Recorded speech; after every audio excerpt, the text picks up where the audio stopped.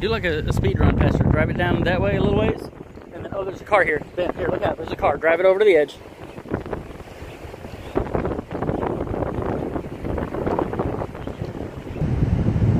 I just like really far.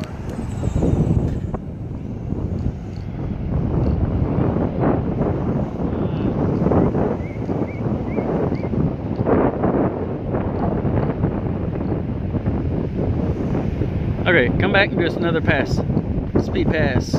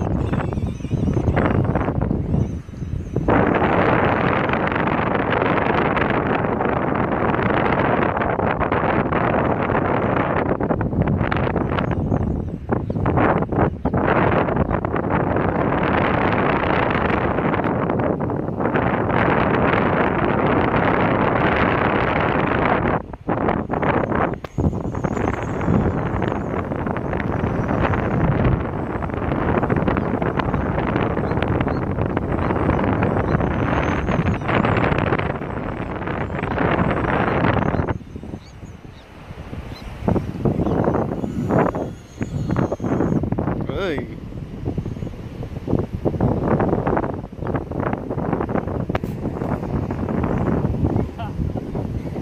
Clear the sand off the here.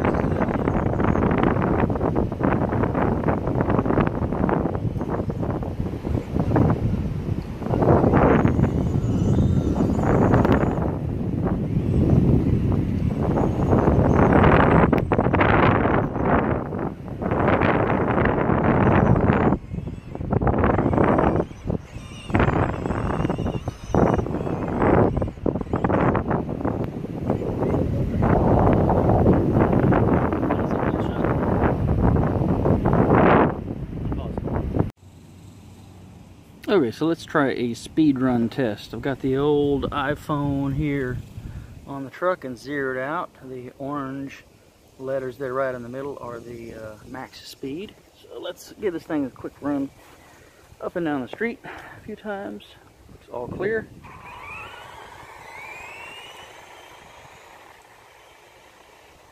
Run it down there a ways.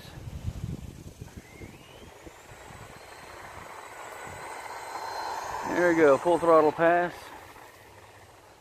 And now would be a good time to kind of mention that this car doesn't have a huge amount of range. That's pretty close to the limit of the range for this little car. Look at another pass by here.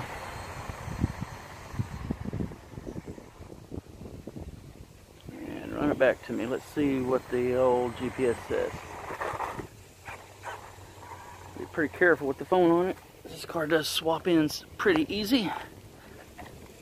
And the max speed is showing 17 miles per hour.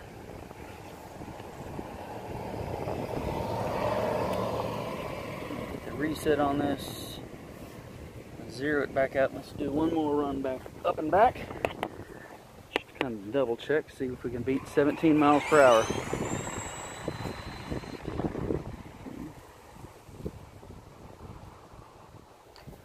And nobody's coming.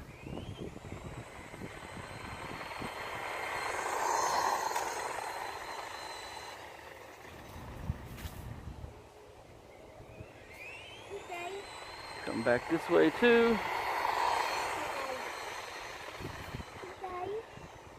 Hey Sammy, what's up? Just a minute, Sammy. Just a minute, Sammy. Okay, and now let's see. The max speed is showing volume. Let the volume thing clear. Am I squeezing the volume button there? Why is it doing that?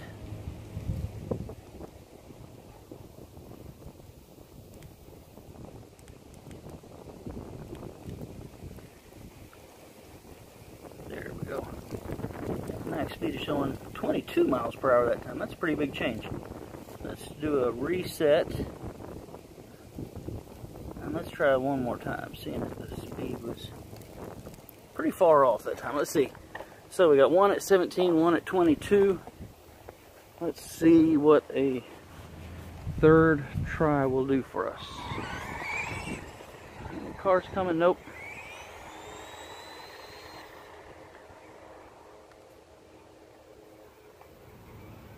And here we go.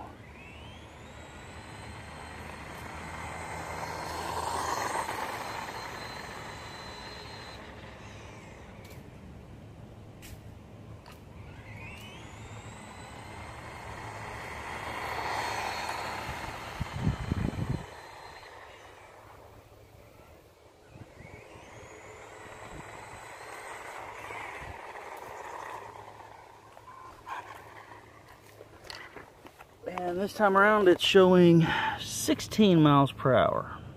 There we go, now we got it focused. So I guess that 22 must just have been a GPS glitch. But now if I change it to kilometers per hour, 27 kilometers per hour. So that's the speed that I've been getting out of this, and just from the eyeball gauge, it seems like the speed today has been pretty consistent with what I've been getting. And it's fast enough to be fun, that's for sure. Okay. The street is a little bit old.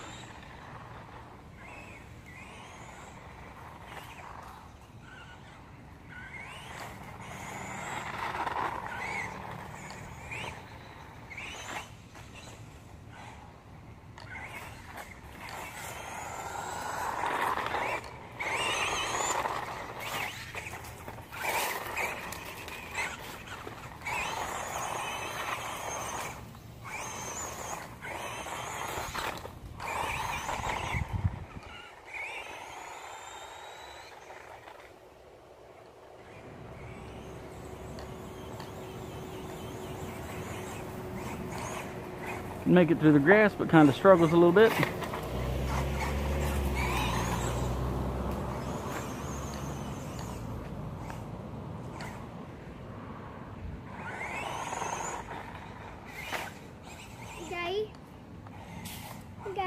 Sammy?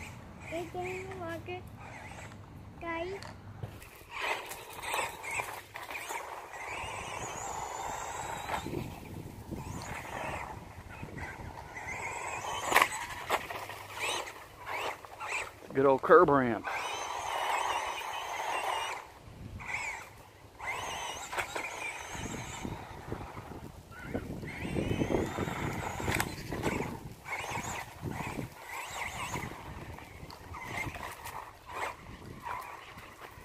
Front tires kind of coming off the rim again here.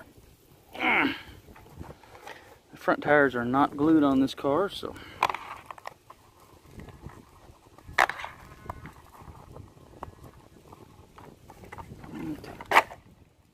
sucker back on real quick. Hat cam back on. Check for traffic.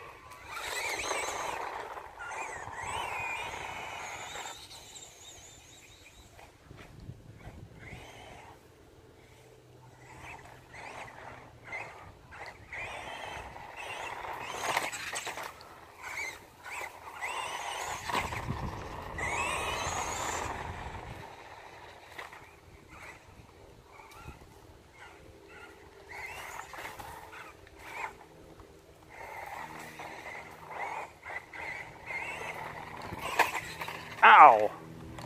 That was a pretty good whack. Expected it to jump it.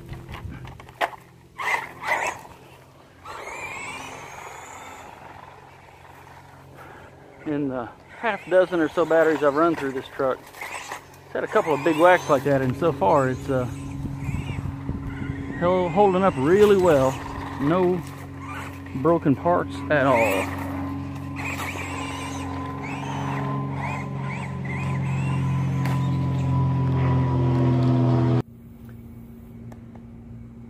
Howdy, this is Jerry, and today I'm here with a new RC, and this is the XLH 9120 Desert Truck.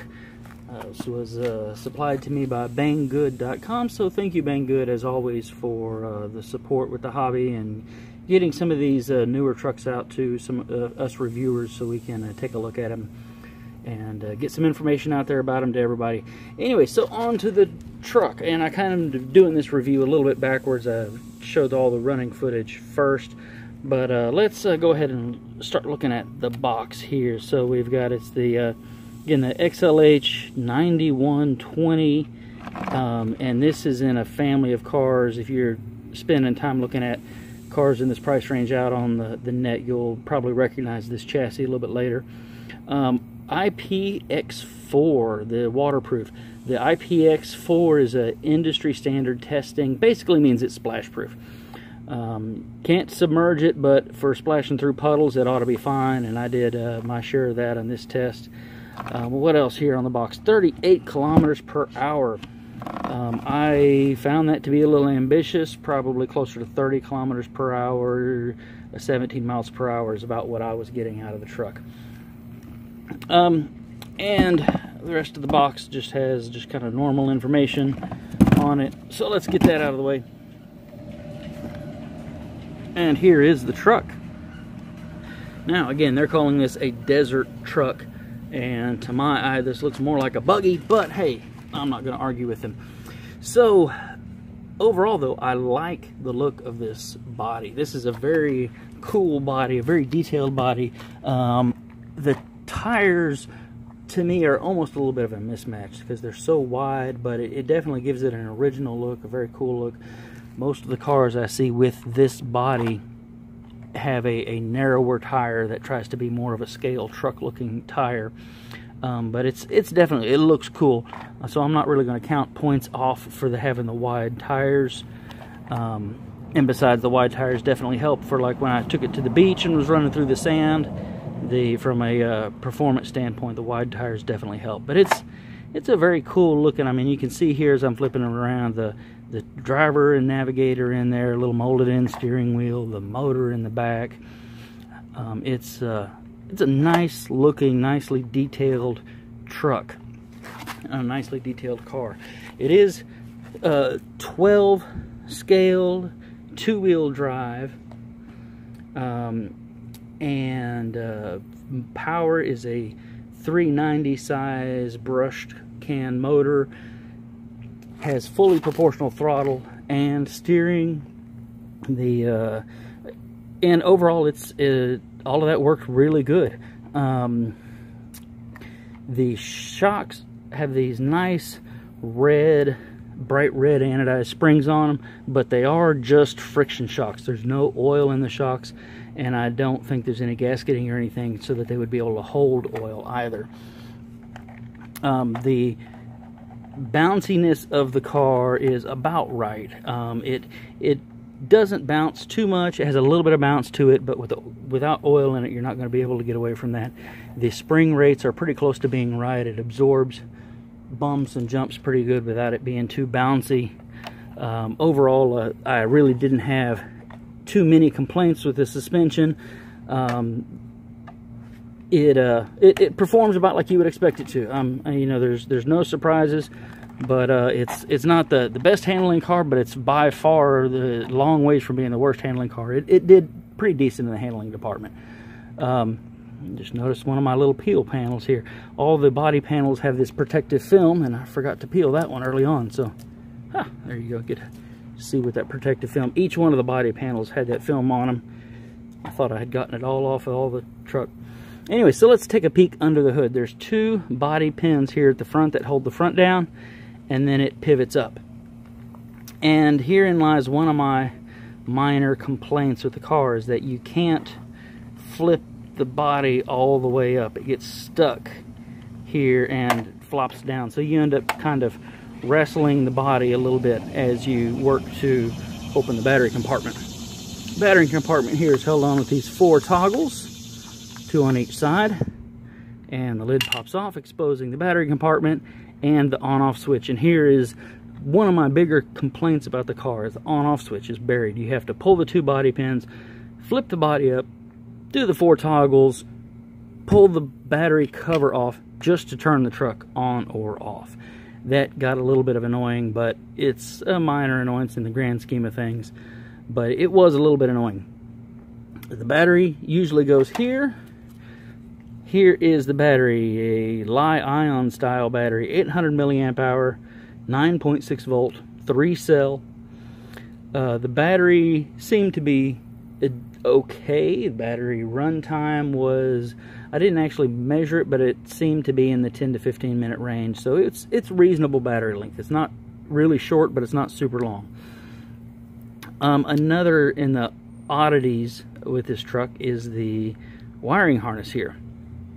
It's a 6-wire. I'm guessing they wired each of the cells individually so that for charging you can do more of a balanced charge style on it.